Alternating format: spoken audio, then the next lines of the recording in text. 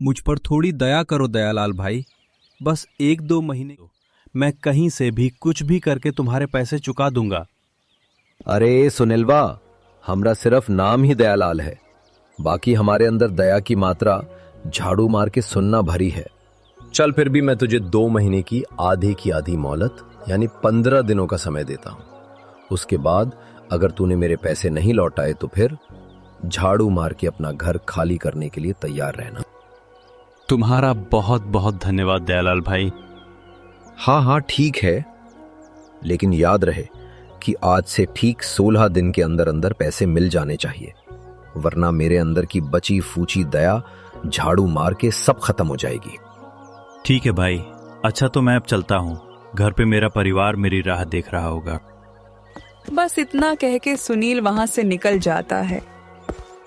वह रास्ते में सोचता है, हे भगवान, मैंने दयालाल भाई को 15 दिन बाद पैसे देने के लिए हाँ तो बोल दिया, लेकिन मैं इतना जल्दी इतने सारे पैसे लाऊंगा कैसे? थोड़ी देर बाद जब सुनील अपने घर पहुंचता है, तभी उसकी बीवी ममता कहती है, क्या हुआ जी? दयालाल भाई जी ने क्या बोले? अरे ममता, अब क्या बताऊं, उसने 15 दिन की मोहलत दी है। अगर हम उतने समय में उसके पैसे नहीं लौटा सके तो वो 16वें दिन हमारा घर हमसे छीन लेगा।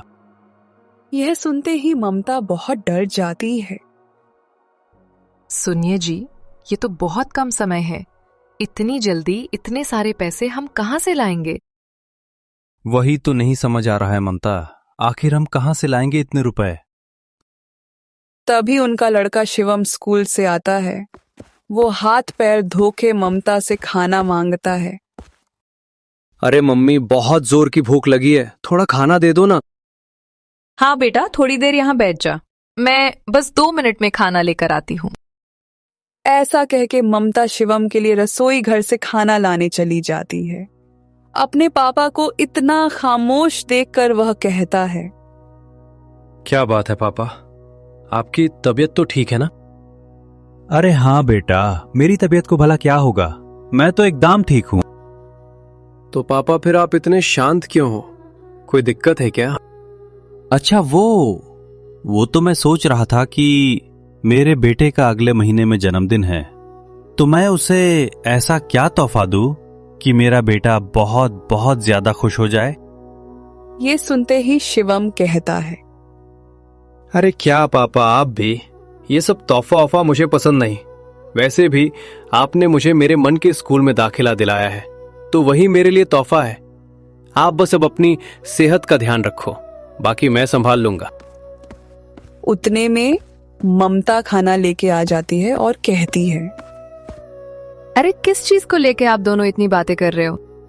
तभी शिवम कहता है, अरे कुछ नहीं मम्मी, मैं और पापा आप ही के बारे में बात कर रहे थे कि आप कितना स्वादिष्ट खाना बनाती हैं।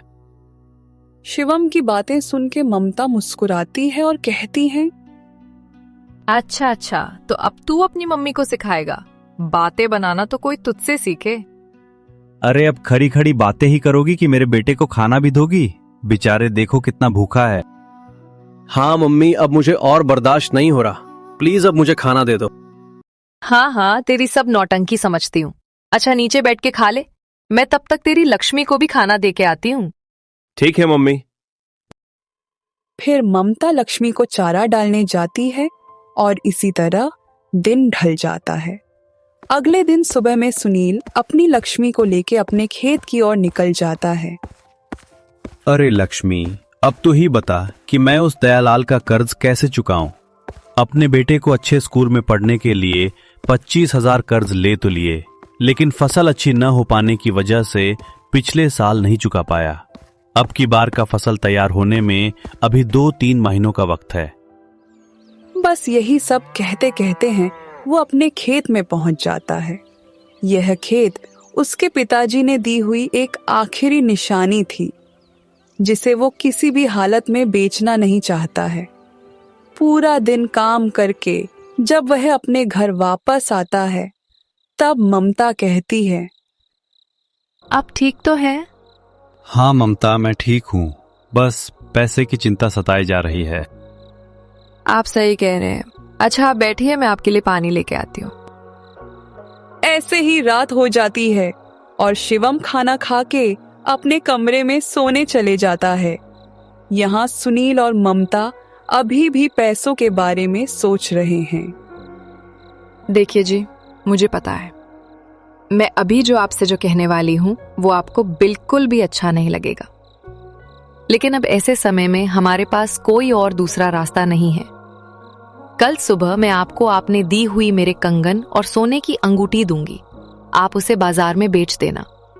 उससे जो भी पैसे मिलेंगे सबसे पहले आप कर्ज चुका देना। बाकी बचे हुए पैसे हम संभाल के रखेंगे हमारे शिवम के अगले साल की फीस भरने के लिए। ममता के इस बात को सुन के सुनील कहते हैं, लेकिन ममता, तुम्हारे पास अब सिर्फ इतने ही गहने बचे हैं। अरे तो क्या हुआ, आने वाले समय में हम फिर से नई खरीद लेंगे। आपको चिंता करने की जरूरत नहीं है। अब आप भी सो जाइए। जानती हो ममता, सच में मैं बहुत किस्मत वाला हूँ जो भगवान ने तुम्हें मेरा जीवन साथी बनाया। तुमने मेरे मन की बोझ को हल्का कर दिया। बहुत बहुत धन्यवाद ममता।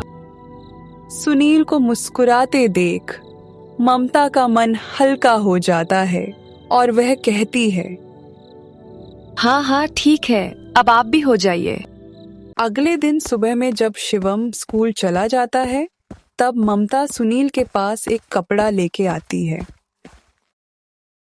ये लीजिए, ये रहे, अब संभाल के ले जाइए और अपने अनुसार किसी अच्छे सोनार से सही दाम में बेच के आइए। तब तक मैं लक्ष्मी को खेत में लेके जाती हूँ। ठीक है ममता। फिर सुनील उन गहनों को लेके बाजार की ओर निकल जाता है। थोड़ी देर बाद जब वहां बाजार पहुंचा तो अरे मैं बाजार आ तो गया, लेकिन किस सोनार के पास जाऊं? हाँ, गोपाल सोनार के पास जाता हूँ। धानु काका उसकी बहुत तारीफ करते हैं। फिर वह गोपाल सोनार के पास जाता है। वहां गोपाल सोनार कहता है, देखो बेटा सुनील, इस 2 कंगन के मैं तुम्हें 20,000 और झुमकों के 45,000 रुपए दे सकता हूँ, यानी कि कुल मिला के 65,000 रुपए। मुझसे बढ़िया दाम बेटा तुम्हें यहाँ और किसी दुकान में नहीं मिलेगा। ठीक है गोपाल बाबा, लेकिन एक बात है जो मैं आपसे कहना चाहता हूँ। हाँ हाँ बेटा, बोलो, क्या कहना चाहते हो? दरअसल बाबा, मैं इन्हें बेचना नहीं चाहता। फिर सुनील अपनी परिस्थिति के बारे में पूरी बात बताता है। गोपाल बाबा उसकी सभी बातों को बहुत ध्यान से सुनते हैं। देखो बेटा सुनील, समय हर किसी का बदलता है। अगर तुम इन्हें बेचना नहीं चाहते तो तुम इन्हें मेरे पास